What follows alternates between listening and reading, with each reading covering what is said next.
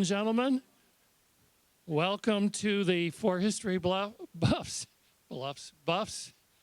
program tonight. My name is Lee Silliman. I'm one of 3 committee members that plan these events, and I'm pleased to have you all here. And I would like to remind you to turn your cell phone off like I just did so that we don't interrupt Bruce. We don't want to interrupt Bruce. I would like to remind you that we have one more program on this year's cycle.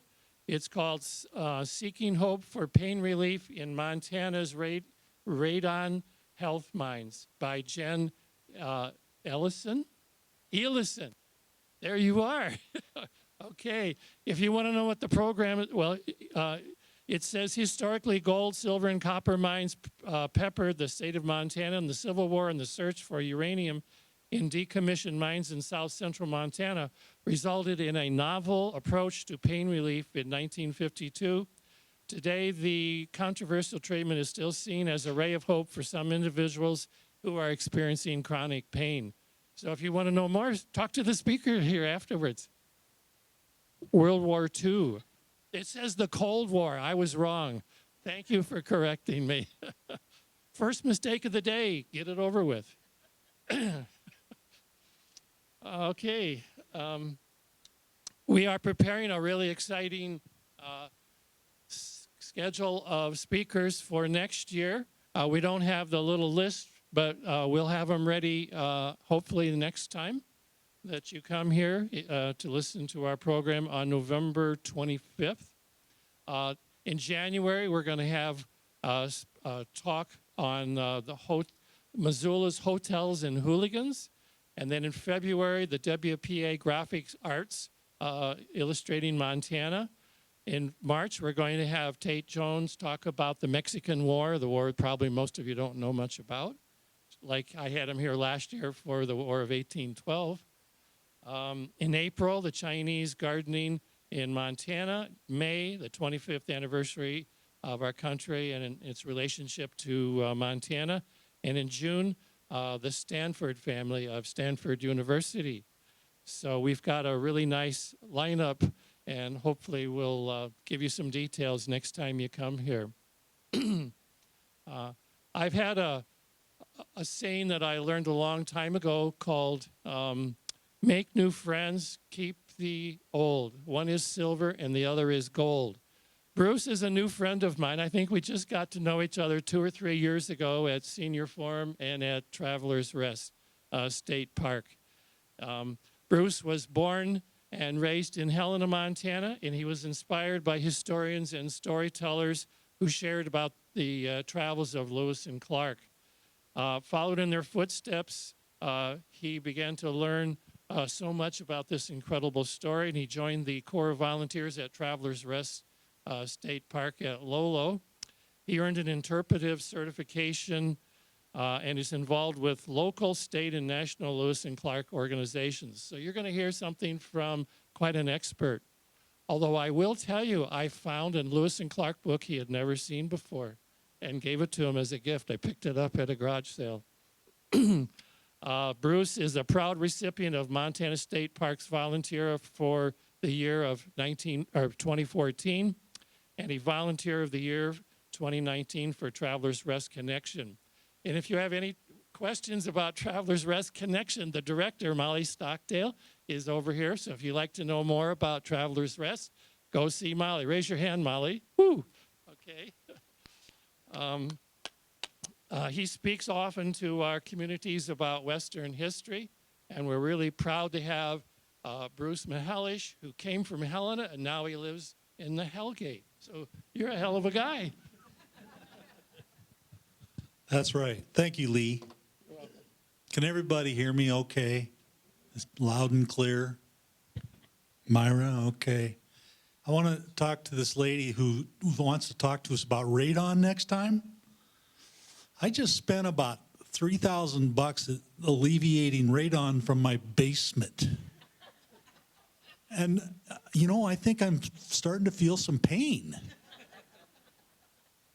No, I drove by those mines in Basin forever when I was a kid, and I always wondered what the heck was going on in there. So it should be fun to listen.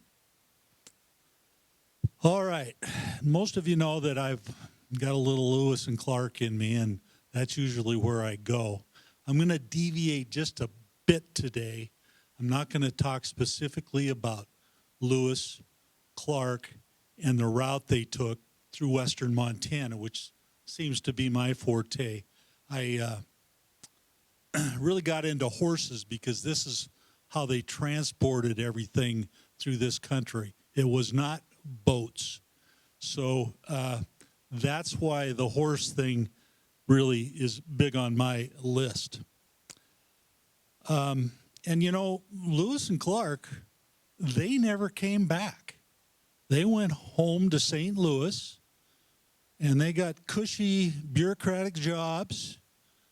Lewis became governor of Louisiana, appointed by President Jefferson, and Clark, he became the head of Indian Affairs.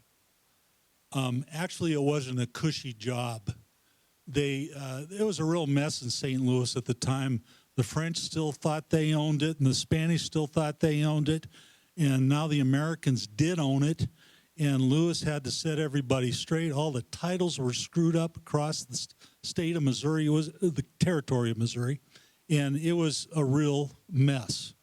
So they were stuck down there, but some of the people of the original Corps of Discovery did come back to up the Missouri River. Not all of them made it to Montana, but they came close, and they really led some incredible lives. So we're going to talk about 3 of those incredible lives today. Before I do, I always want to give an acknowledgement, especially to the Salish people who lived in this valley. I think it's important that we understand that they were here for maybe 12 to 15,000 years. As soon as Lake Missoula drained, they were in. So we need to thank them. You can see that map down here, all right? Those are all the trails that not Lewis and Clark traveled, but the indigenous peoples made those trails. So it really made it easy on the people that followed. So we need to thank them. You know, you can look at this and see there's Interstate 90 right here. There's Interstate 15. There's Highway 93. There's Highway 200. They're all there. So we didn't have to do much surveying. The trails were already made by these good indigenous people. So anyway, I wanted to point out these 2 ladies here. Their last name is Clark. Mary and Lucy Clark, as mother and daughter. You figure out the rest.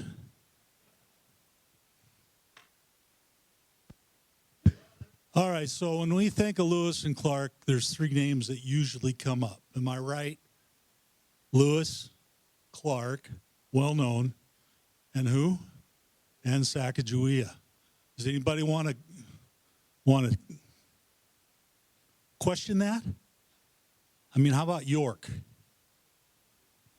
How about Seaman? Got to have a dog in there somewhere. They didn't name any of their horses. But these 3 usually get the most notoriety in the history books. So we're going to talk about 3 others other than these. By the way, there's a 4th one in that picture.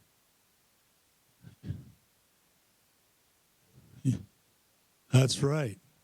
Little Jean-Baptiste is on Sac's back. I think this statue sits in a park in Fort Benton. So the question is, where did all these guys go? There was 33 that came through here. That includes Sacagawea, her husband, and the baby. Where did they all go? Well, they came back national heroes. In fact, Congress voted to pay them double. They actually took their salaries that they were promised and doubled them. Let's see how generous that is from Congress. The men were making $5 a month. So they went to $10 a month. I don't know. That's Lewis and Clark made $40 a month. We think George Drulier, who was the interpreter and a civilian, was making about $30 a month. So anyway, and some of these people were paid in land on top of that. Lewis and Clark, the captains, got 640 acres, had to be on the west side of the Missouri River and the Mississippi River.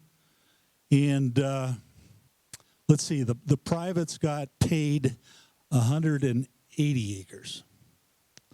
So still, I mean, you could make a go of it with that kind of money in those days and get a start. But there's some people that just couldn't stay put. And these are the three people we're going to talk about today. Now, this is a little bit of audience participation. I gave you some hints here. Here's their initials. And these are the folks that traveled with Lewis and Clark and went on to bigger and better things. What's JBC stand for? Coulter. Wrong. Bzz. Jean-Baptiste Charbonneau. Okay, not Coulter. G.D. Anna, you're going to get a fine for that.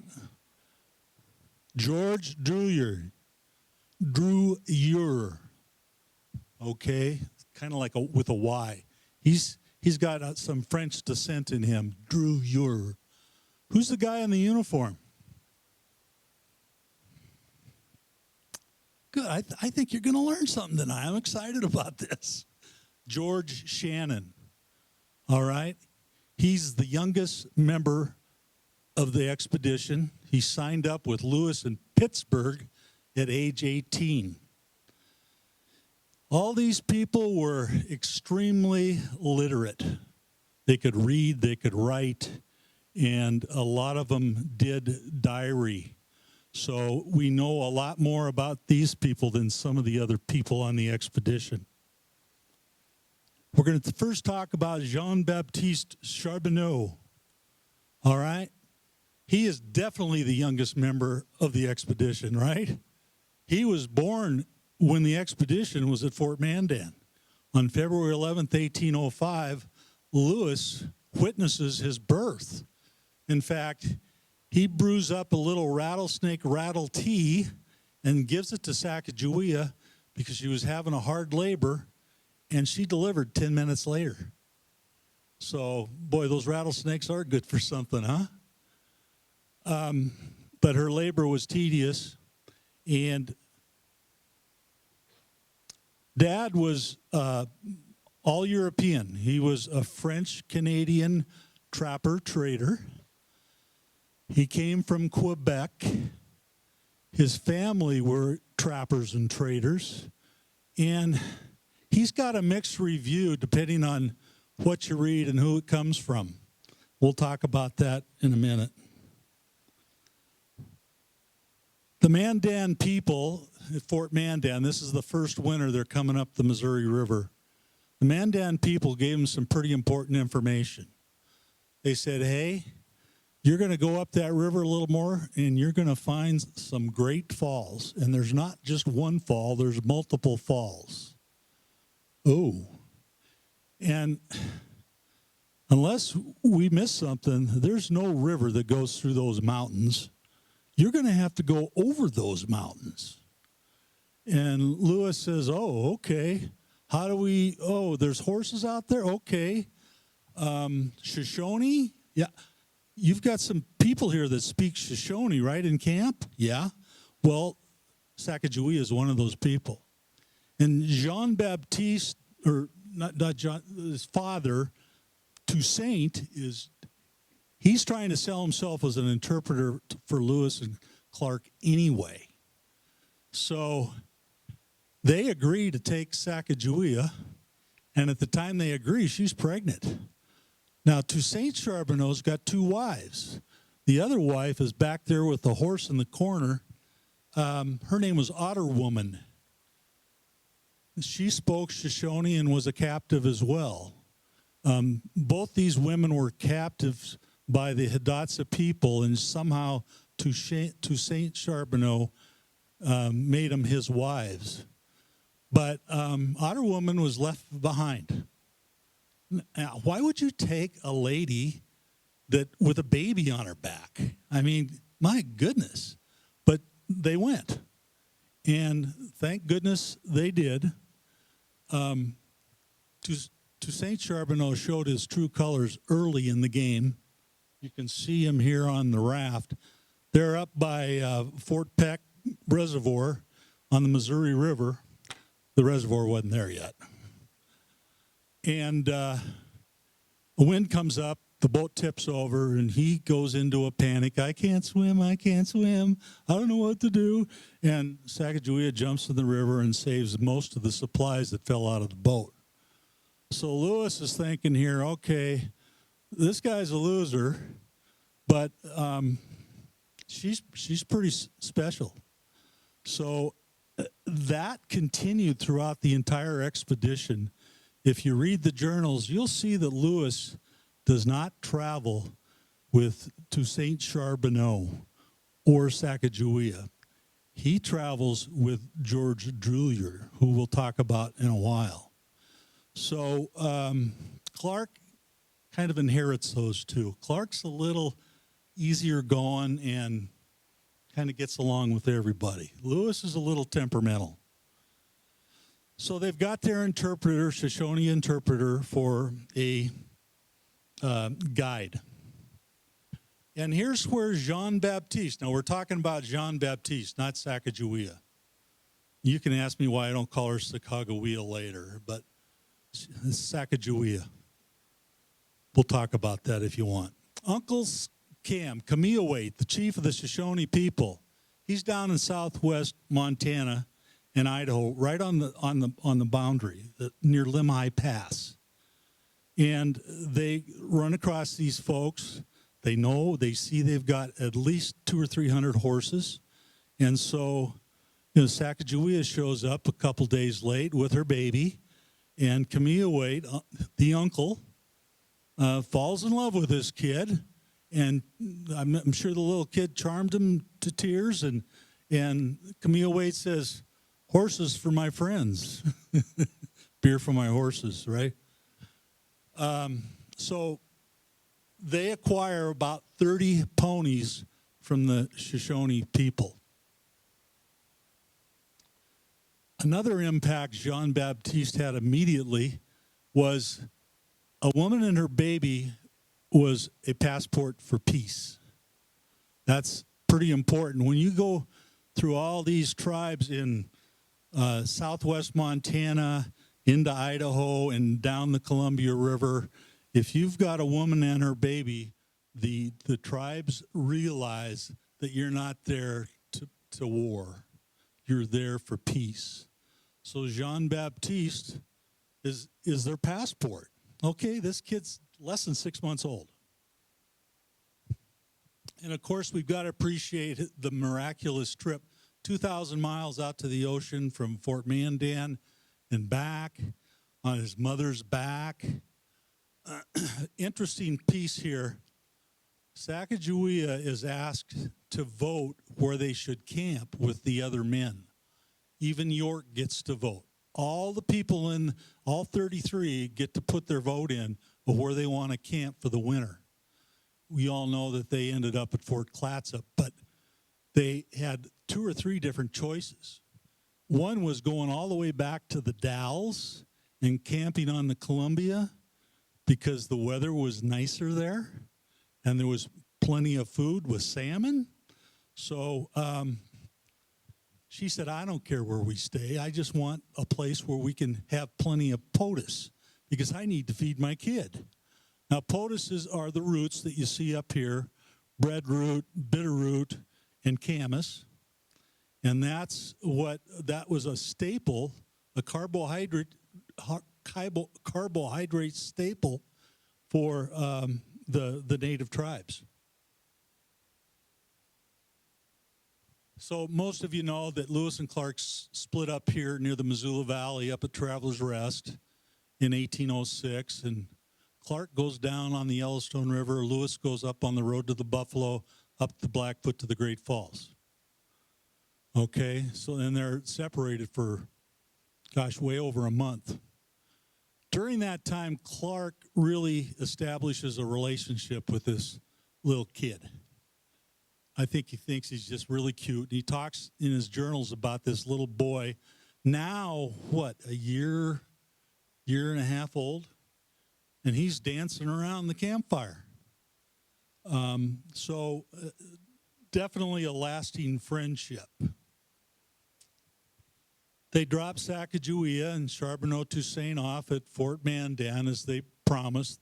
They paid Charbonneau-Toussaint a handsome amount of money. Sacagawea didn't get paid a dime. There's two people that didn't get paid on the expedition. Guess who the other one was? Bingo. York. Okay? So Clark says, hey, why don't you bring your son down to St. Louis and I'll make sure he gets an education. And that's exactly what happened. He wanted it to happen in a year. It actually took about 3 years for that to happen. It was about 1809 when this is 1806, so 1809 is when Jean-Baptiste shows up in St. Louis. And Clark, as promised, gave him a great education at a Jesuit academy. And the kid went to school from 1809 to 1822, and he lived in Clark's house. When he got to be a young adult, still a teenager, he runs across this gentleman that the Europeans are coming over and coming up and down the Missouri River now. They think this is really cool. They're on an adventure.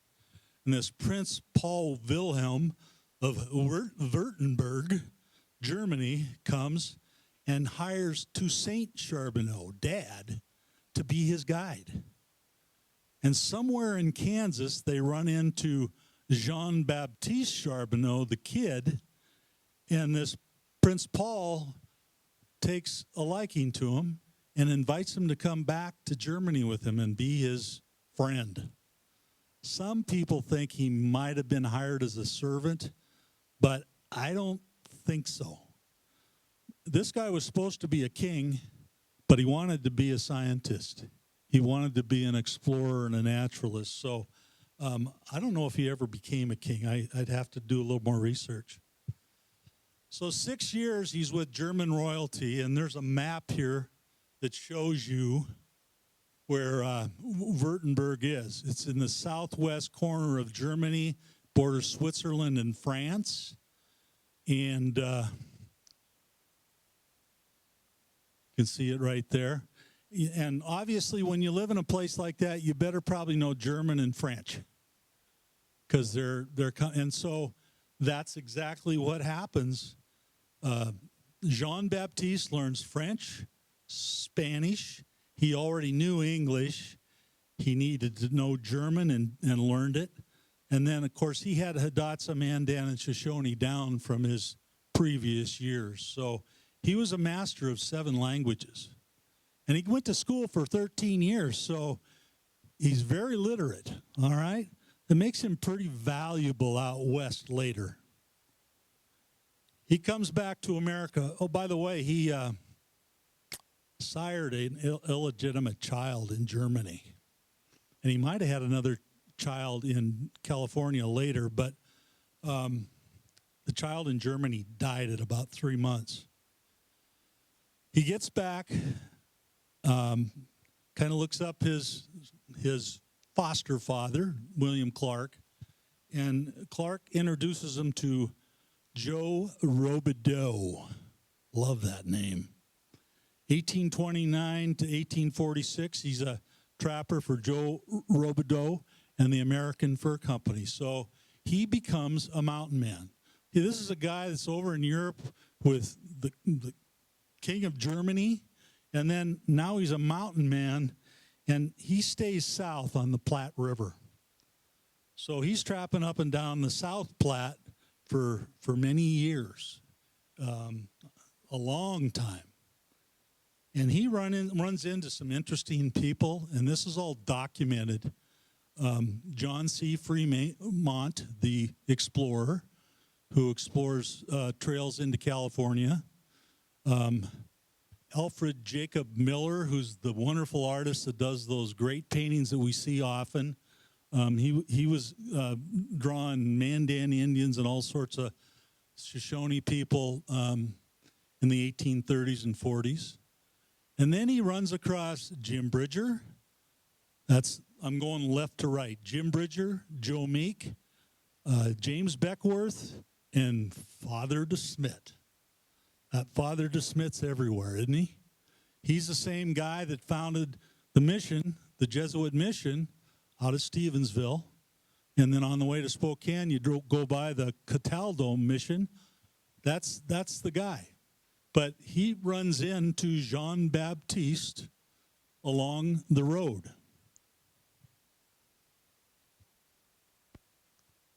Okay, so the fur business kind of peters out about 1840. So he's got to go look for more employment.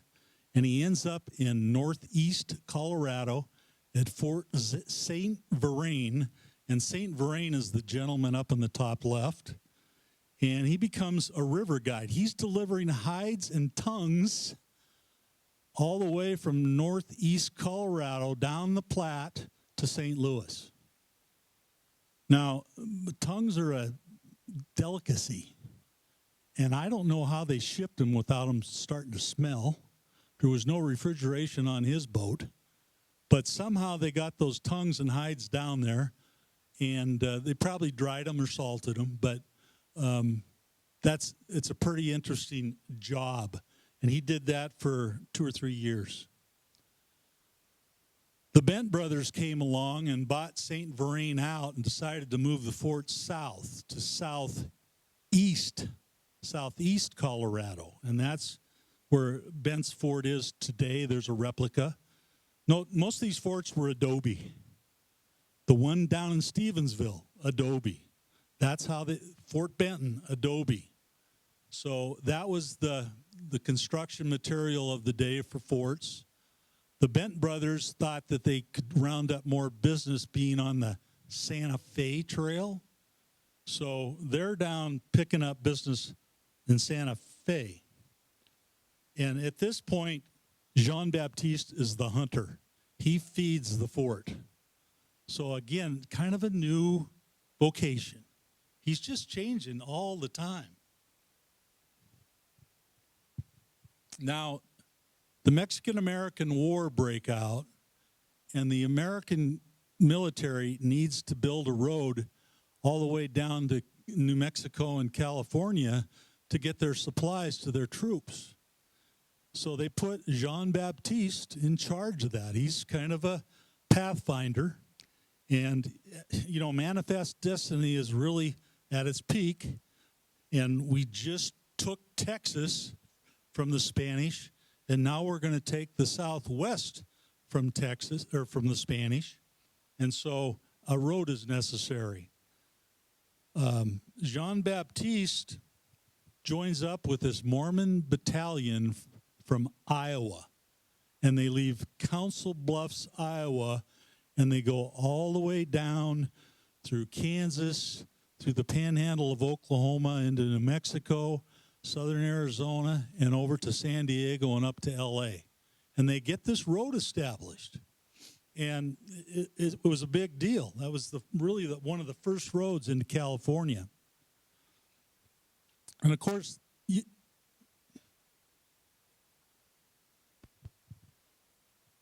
it's a pretty good beginning.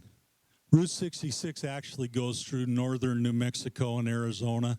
It cuts straight across now, but it was the first attempt at Route 66. I doubt if Jean Baptiste would have known that. So, he's not a silly guy. He knows warm weather when he sees it. And they end up in San Diego, actually near Oceanside, California, between L.A. and San Diego. Some of you have been down there. It's beautiful. And he takes over a place. He's actually appointed the alcalde, which is short for the government. And he's appointed by the governor of California, who's an American. And he becomes the mayor, the clerk and recorder, the county treasurer. He's everything. And he does that for a couple of years. Remember, he's completely literate, very intelligent, and so he's the alcalde in this mission in Oceanside, California. I think I would have just stayed put there. This is a sample of his handwriting. Now, what he's doing is he's notarizing receipts and documents. And I'm not going to read this whole thing to you. You can kind of see, but it's an example of how educated this is. Look at the bottom signature. You can see J.B. Charbonneau, and then all those squigglies, and he's got ALC, alcalde, stands for alcalde. So to me, that's pretty cool. What's this say here? I'm just going to read. He witnesses of $51.37.5. They have half cents in those days. I heard they're getting rid of the penny soon, but they had half cents back then, I guess. So he's doing that for 2 or 3 years. Then they discover gold up in Northern California, and off he goes. He's got gold fever, just like most people in California did. And he's up in Northern California on the American River panning for gold. And there's a record of him having a gold claim. And guess who's got a gold claim right next to him? None other than James Beckworth, that mountain man he met back in Wyoming and Nebraska way back when. He actually did do pretty good in the gold business. He at least made enough money to pay for the high prices that were in Northern California at the time. But he became the manager of the nicest hotel in Auburn, California, which really today is Sacramento. We're right near Sacramento here. And he does that for several years.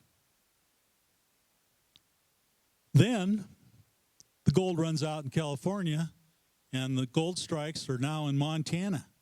And he wants to return where his home people are. I mean, the Shoshone are up there in southwest Montana, and that's where Bannock and Virginia City are.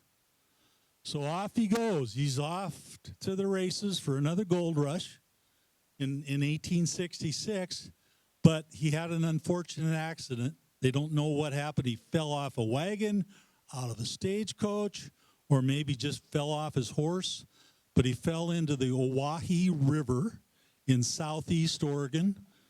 He probably got pneumonia, we're not sure, but he died several days later. So, 61 years old, that's not bad for those days. That's a pretty good life. And that's part of his obituary that was published in California after they found out that he was gone. So he was prominent. That obituary goes on and on. I just can't get it all on the screen. All right, George Shannon. Maybe the second youngest. Now, I say maybe because Sacagawea might have been younger than George. I don't know. We don't know. But George Shannon was 18 when he signed up. He was 19 when he came up the river from St. Louis. He was hired on as a hunter by Lewis. Clark wasn't too sold on George. He was young, a little immature, a little goofy. But Lewis stuck by him. Like I said, he started in Pittsburgh on the barge. That is not a keelboat anymore. That is a barge. I don't know. Most people used to call that boat that left Pittsburgh a keelboat. But if you're a purist, Lewis and Clark nut, you're not supposed to say that anymore. You're supposed to say barge. So they had team tryouts at Camp Dubois, Camp Wood. This is in Illinois, straight across the river from St. Louis. And there's about 50 men trying out for this expedition. Well, Shannon makes the grade, but several people are sent home. They took a little over, close to 40 people up the river after the winter was over. But again, after Fort Mandan, only 33 people came out here. 30 were part of the Corps, 3 were Sacagawea, and the Toussaint family. Okay, here's where Shannon kind of gets a bad rep. He gets lost a lot. He's a hunter, and Lewis says he's not a very good hunter. The best hunter was George Drulier, but there was other hunters. John Coulter, he's semi-famous, and the Fields brothers. But Shannon usually went along. He was sent out on a mission to recover 2 horses. A lot of people don't realize, but they're bringing horses up the river with the barge all the way up the lower Missouri because they need to go out and hunt game and bring it back to the river at night to feed the men. So Shannon's out hunting horses because the horses got loose, and for 16 days he disappears. Somehow he got confused and he went all the way up the river thinking he was trying to catch up with the expedition when they were held back. So every day he walked further upstream, he got further away from the expedition. Well, he finally figured it out, turned around and went back. But he'd run out of bullets, he'd run out of shot, lead, and all he was surviving on was berries and little fruit, and they call them grapes. And so I think he's pretty innovative here. He's still got some powder in his powder horn, and he starts shooting sticks at rabbits. And he actually killed a rabbit, and that was his dinner for the evening. I don't know how many rabbits he killed, but I thought he was pretty, a real survivalist. He returns home, and he gets a more adventure assignments.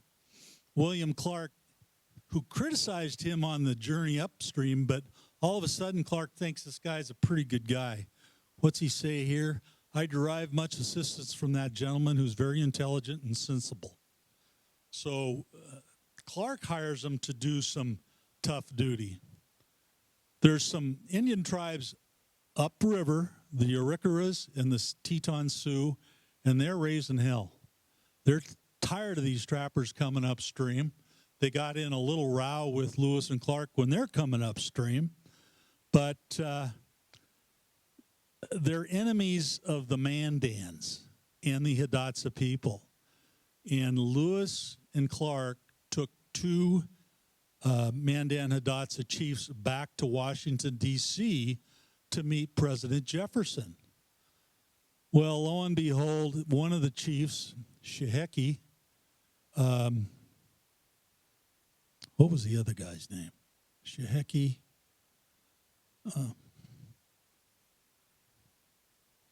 I'm having a warp. But Sheheki was alive. The other one, Tune. Tune is the other one. They're both chiefs. They're both in Washington City. Tune drops dead. He gets buried in Washington. That's not good for relations. It's like, oh, yeah, you take our chief out to Washington and he dies. So they've got to get Sheheki back safely. But the Teton Sioux and the Arikaras are raising heck. Well, they make one attempt to get Sheheki and his family back, and they don't get through. They have to turn around. Sheheki just said, we're going back to St. Louis. This is too dangerous. So on the second try, they got him through. They came up with a big a bigger convoy of fur trappers. So they had the numbers, and they were able to get through the blockade at that time. Sheheki and his family got home safe to Fort Mandan. But Mr. Shannon, in the fight, he was shot, and he got gangrene, and guess what? He became Peg Leg Shannon from there on. By the way, he applied for disability to the U.S. Congress, and they granted him $8 a month. I don't know if that's worthwhile, but he petitioned, he gave him $5 a month. He petitioned him one more time, and he got $8 a month. So I don't know if Congress is quite as generous as they are today. This is another Clark assignment. Clark said, hey, I don't want anything to do with these journals. Lewis is dead now. Lewis had died in 1809. Lewis is dead now, and Jefferson gave Clark the assignment, and Clark, in turn, signed it over to a gentleman by the name of Nicholas Biddle. Now, this guy was the smartest guy in America. At 15, he had a degree from the University of Pennsylvania, and at 18, he was the valedictorian at Princeton. So he had 2 degrees by the time he was 18 years old. He was an attorney, and what Shannon's job was to help walk him through the journals and explain verbally what was going on. So Shannon would sit there as Biddle read the journals and went through them, and then Shannon would say, oh, yeah, that was this day, and yeah, okay, we killed an elk, and yeah, I remember that. So that was Shannon's job, and he did a great job. He became a legal apprentice to Biddle. He was a student of a professor in Kentucky by the name of Henry Clay. He was a famous statesman back in the day. And his classmates at law school were Stephen F. Austin and Robert Todd. Does anybody know who Robert Todd is? I'm here in Lincoln. Lincoln's father-in-law. Yeah. So he didn't actually graduate from Transylvania U. Doesn't Transylvania U kind of remember? Doesn't that sound like Central Europe, like Dracula? But I found out in my studies that Western Kentucky was called Transylvania. In fact, that was almost a state. So I don't know if Dracula and Frankenstein would have started there or over in Europe. Anyway, he gets his law degree, and he's married. He has 7 children. And I talked about the disabled vet thing, but he was a practicing lawyer. He was appointed a U.S. court judge, and he held state political offices. He ran for U.S. Congress and lost. So he didn't make it. And when that happened in about early 1830s, I don't know, he took his ball and went home. He moved to Missouri. So he died 1836, age 51. Still, he outlived most of the men in the Corps at 51. But he didn't outlive Jean-Baptiste. Okay, George Dreyer, okay? He's a guy kneeling down there looking at grizzly bear tracks on the Missouri River. And he's half Shawnee and half French-Canadian. And his mom was Shawnee and his dad was French. So that was the spelling in the journals, Drewer, Drewer. He was the best paid, most valuable civilian. He was paid higher than the privates, the sergeants. He was just $10 a month short of Lewis and Clark's pay. And he got double pay too, so he ended up making like $50, $60 a month for the entire trip. His main usefulness, well, he was a great hunter. That was probably number one. If you read in the journals, every day Drulier's bringing back an elk, a bison, a bear. He's just always feeding the troops. But he also knew sign language. His top contributions is, I call him the CFO, the Chief Food Officer. And again, this sign language that really is common language amongst all the Plains tribes. Okay? Lewis, by the way, had found an interpreter back in Pittsburgh and was supposed to take him along. I think he was a Delaware Indian. His name was like Connors. Sounds Irish to me. But he didn't show up. When the barge took off from Pittsburgh, there was no Connors. So Lewis was kind of in a quandary. He found Druyer on the Ohio River almost to the Mississippi when he turned up to go to St. Louis at a place called Fort Massac. Druyer was the hunter at Fort Massac for the American troops there.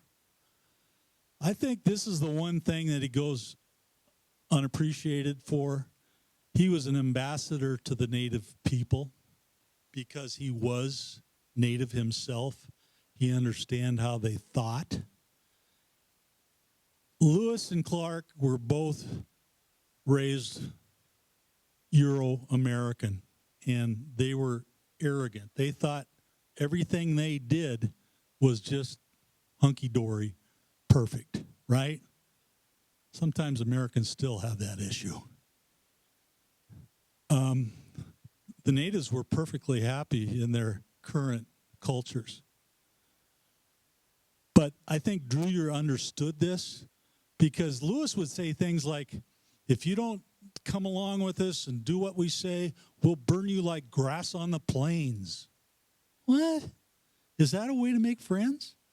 I don't know. But I think Druyer, being the interpreter, kind of softened that message.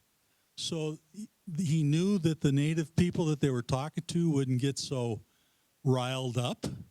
So I think he kept Lewis out of a lot of trouble.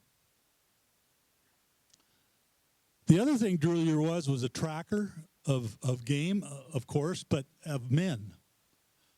There was two deserters on the lower Missouri, Moses Reed and La Liberté. La Liberté is obviously French. He was a French boatman. And they decide they want to go home. And desertion is not an option with Lewis and Clark. So Lewis and Clark said, bring them back, dead or alive. Bring them back, dead or alive.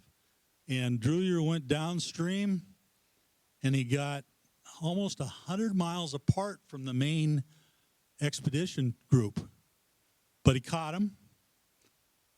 He captured him and started marching him back to the main convoy, and La Liberté somehow squirmed away. But not Moses Reed. Moses Reed was taken up.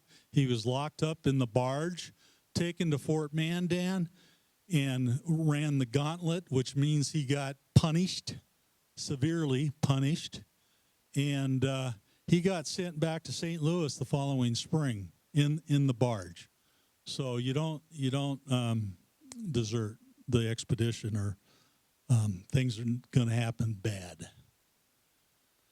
Okay, so Druyer, he's in every critical engagement there is. Lewis takes him everywhere he goes, and mainly because he's an interpreter, mainly because he can provide food, but encounters with the Lemhi Shoshone, the Bitterroot Salish, the Nez Perce, and the Blackfeet, Druyer was there every single time. Here's a little side story. It's in Montana, so I'm going to talk about it briefly. They separate at Traveler's Rest. Clark goes south to the Yellowstone. Lewis is going up the Blackfoot, the road to the Buffalo. He's going to find the shortcut to the Great Falls. And he does. They leave here on July 3rd, and they get to Great Falls on July 11th. Okay, so about an 8-day travel. old Toby, the Indian guy, told them they could make it in 3 or 4. So they were lollygagging a little bit. They did have horses. They had 17 horses with them. But when they get to the Great Falls, the very next morning they woke up and 10 of the horses are missing. And that's bad news because we've got to portage all this equipment over the falls again. We were going to do it in just a matter of a few days with these horses. So we need those horses. Well, you send out 3 men, including Drewyer, and they recover 3 of the 10 missing horses. So they at least got 3 back. But Drewyer chases the other 7 horses all the way back to the Continental Divide. That's a cool 50 miles from Great Falls. Okay? So over a course of 2 nights, he's going all the way to Lewis and Clark Pass, where they crossed on July 6th, 7th. And he looks up at that pass. I've got a picture of it. I took this picture here. Here we go. That's Lewis and Clark Pass, that little saddle there. And he's looking up that saddle going, okay, I've gone far enough. I can't possibly capture these horses. By the way, Lewis blames the Salish on stealing their horses. They just gave them to him a year before. I'm sure some of those people said, hey, that's my horse. I'm taking him home with me. I don't know. But anyway, they headed up and over the pass, and they were gone. But Drewyer, this map kind of shows, these are Clark's maps, and it says this is the nearest and best route. And it's a straight line from Lewis and Clark Pass to the Great Falls. That's Highway 200 today. That is Highway 200, except for the very bottom of it. It kind of veers off into Vaughan Junction. But pretty incredible. So he gets back. Lewis thought he was dead. He'd been gone for 4 or 5 days. Thought he'd been attacked by a grizzly bear. And Lewis said, okay, y'all all good? Drewyer says, yeah. He says, okay, we're going north. So he takes Drewyer and the 2 Fields brothers, and he heads up north. He's trying to find the northern tip of Louisiana. And that's up on the Marias River, he thinks.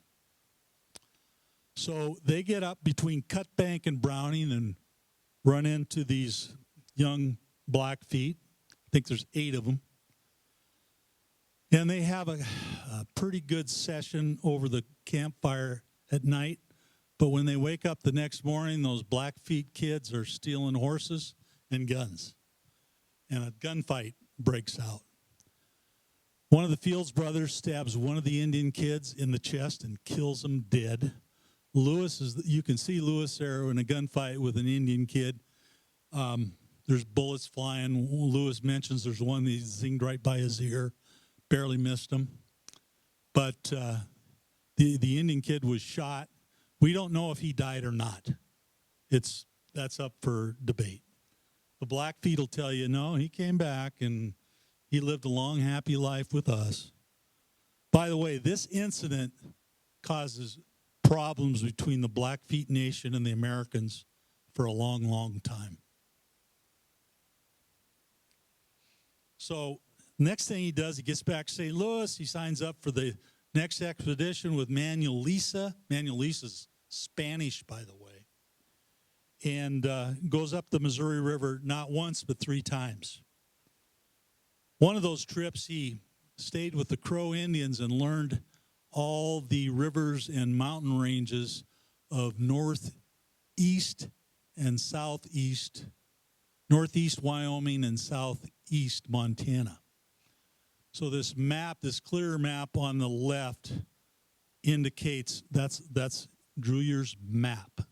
You can't understand it, but the Tongue River, the Powder River, the Bighorn River, they're all on that map, pretty accurately laid out. And that ends up getting transcribed to Clark's map that's in the background on the right. Well, on this trip with Mihelish, same thing happens. There's some deserters. And Mihelish said, bring them back, dead or alive. You don't desert. So Drewyer did the same thing as he did for Lewis and Clark. He ran down the river, captured this guy, and it ends up in a gunfight. But this time, he kills him. So when he gets back to St. Louis, they welcome him with an arrest. And he was put up on murder charges. It went to a jury trial, and he was acquitted in a half an hour. By the way, George Shannon was on that jury. That's a true story. So I don't know if he got a little help from George or not. But you can tell he was really mortified by this. It caused a great deal of grief to my family. So he goes back another time.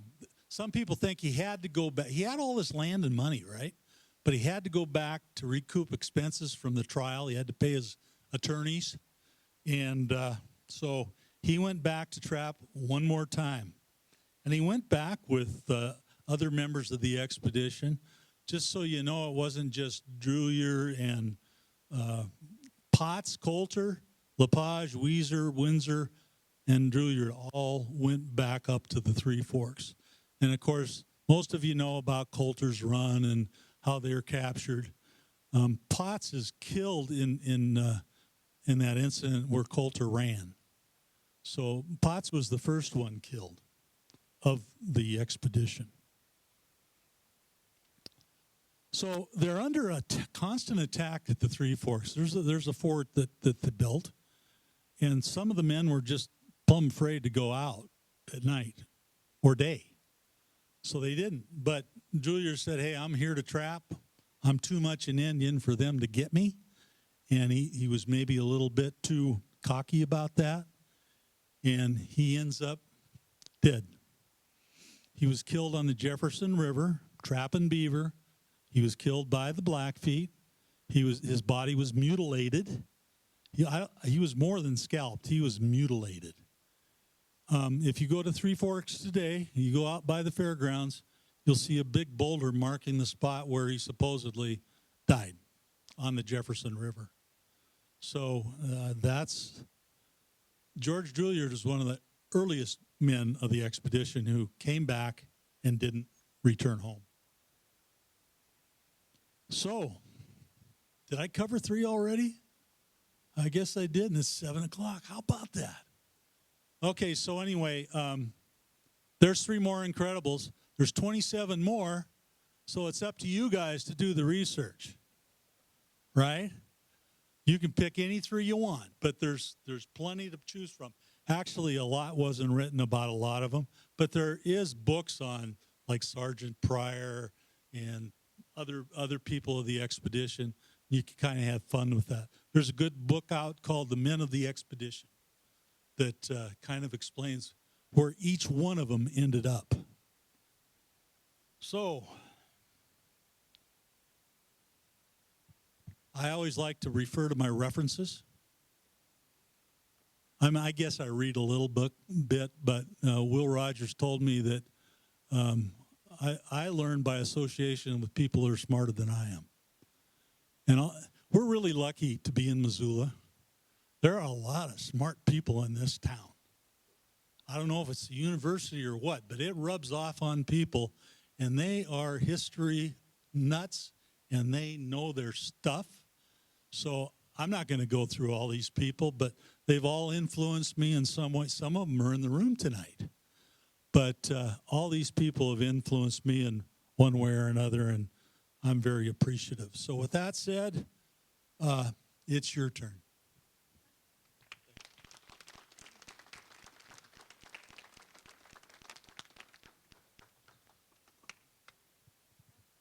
You got to wait for the mic thing? Yeah, okay. yeah.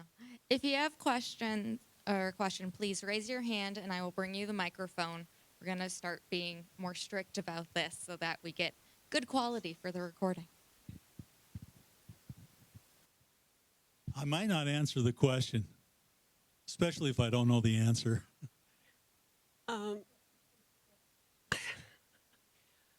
many miles did they travel in a day? Like on the plains and in the mountains would be different, but give us an idea of what it was. An average trip upstream up the Missouri River might have been 10 to 15 miles a day. When they returned downriver on the Missouri, they were making up to 50 miles a day. So it depends on what direction you're going. The mountain trips with the horses, sometimes 10 miles, sometimes 20 miles. Every day was different depending on the landscape and the terrain.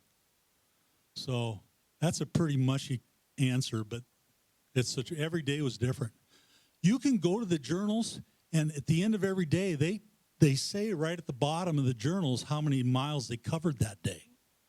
So you can look it up yourself. Were you able to go to the history conference this year in Helena? In Helena, yeah. Did you see the York presentation? I've seen it 3 times. 3 times. I didn't see it in Helena, but Okay. I've seen it 3 times. That was pretty amazing. Half the room was crying. Yeah, he does a wonderful job. Is there anyone around in Montana, I'm asking as a programmer for this group, that does something on York? If you have one, I need to know. I don't think so. What's his name? Hassan Davis will come here. It's costly, but he will come here. I mean, we've got him at Travelers Rest at least 3 times. 3 times. So, and I don't know if we're going to get him again, but come on out to Travelers Rest. Winter storytelling begins in January, and every Saturday morning at 11 o'clock, you're going to hear some great stories by people like Hassan.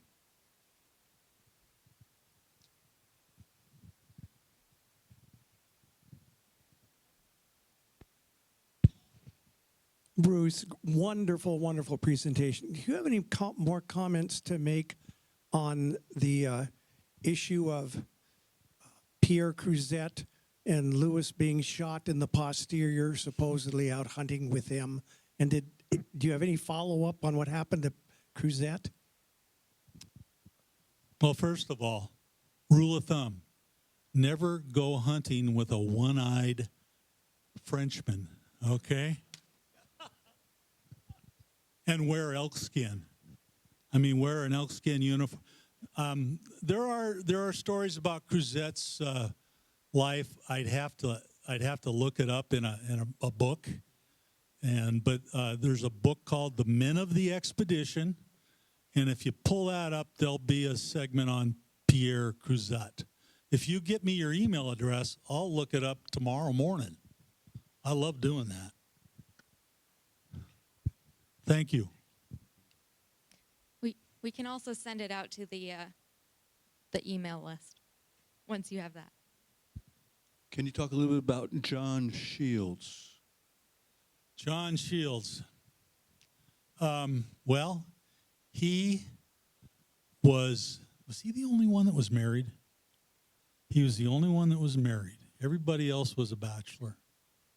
I guess Charbonneau and Sacagawea don't count. John Shields actually was he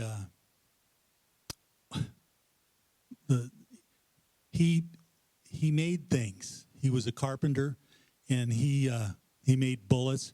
In fact, we think the spill that he made out at Travelers Rest could be Shields spilling when he was making bullets. But he was a blacksmith. He cut up a stove at Fort Mandan and made decorative axes with them to trade with the Mandan and Hidatsa people. So he was a multi-talented guy. Again, men of the expedition. There'll be more. I don't know where he ended up. I think he lived a pretty happy life. He went back to someplace like Pennsylvania, but don't quote me on that. I'm not positive. The reason I was asking is I always was under the misperception that he was the one who shot Lewis. No, for sure. It was Cruzette all the way. A one-eyed sailor. Oh, John. Yeah, you confused me. It's called a barge. You had a picture of it. And it didn't have any of those walkways where Kirk Douglas would pull along to push it up the river. Well, how could you get that upriver? I mean, the sails wouldn't do it, would they? How'd it work? How'd they get it going? Well, there was 2 or 3 ways to get that thing, because they did get it to Fort Mandan going up river. Oars. They had oars. They also had poles. And they also had ropes. There would be men on shore walking through 2 feet of water, roping that thing up the Missouri River.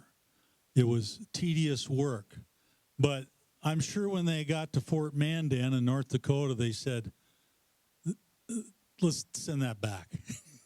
Send that back. And it went back. It took the deserter with them and some of the collections that they'd taken along the way and sent them to President Jefferson.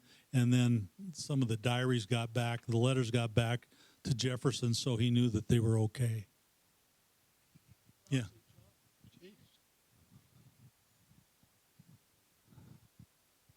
Bruce, I've got a question about Camp Disappointment.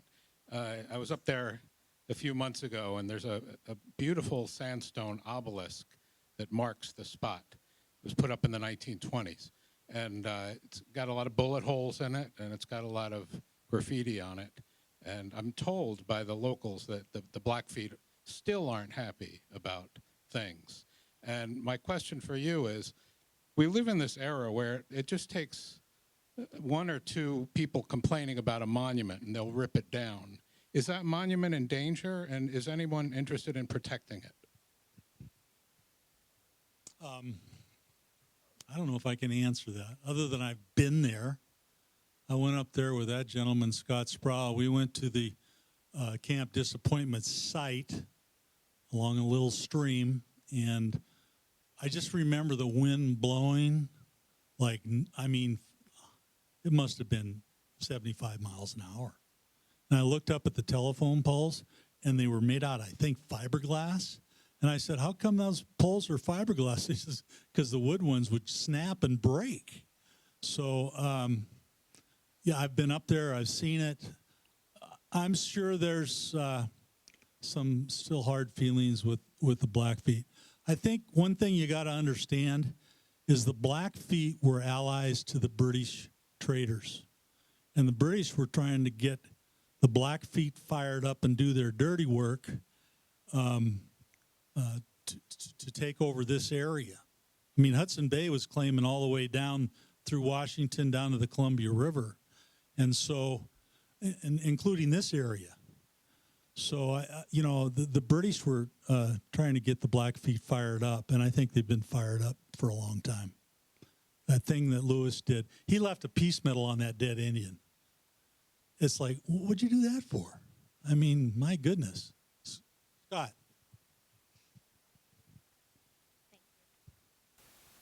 That monument was put there by the railroad. The railroad was always looking for ways to get more passengers, and they did a lot of posters and promotions all over the East and the Midwest to get people to come out to Montana and follow the Lewis and Clark Trail. And so it's also a party area. So it's, yeah, the monument is just concrete and it's all shut up. The actual Camp Disappointment's a little further west and down in a gully. When I took a client there one time, she found I think it was like a 5,000-year-old arrowhead down at the campsite. She was pretty excited. And then our guide, Indian guide, said, there's thousands of them around here. So, but yeah, that's a railroad monument. Thanks, Scott. Scott, I think you ought to be up here next. I really do. Work on it. Anything else over here? I guess I wore you all out. Hey, thanks very much. You were very attentive. Thank you.